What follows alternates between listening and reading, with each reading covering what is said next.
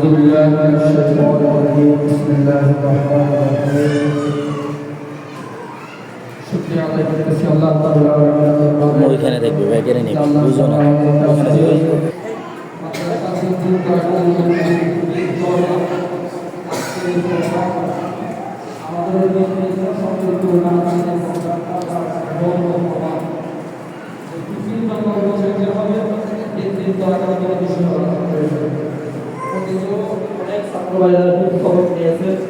কিন্তু আজকের এই অনুষ্ঠানটা অত্যন্ত মনোমুগ্ধকর।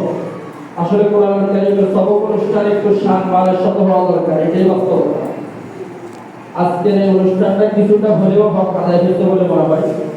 আল্লাহ তাআলা আরো বেশি সুন্দর করার তৌফিক দান করেন। এবং আপনারা যারা সবক অনুষ্ঠানে আসছেন, যারা সবক নেবেন, কোরআন কারীম সবকের জন্য সবচেয়ে গুরুত্বপূর্ণ বিষয় হলো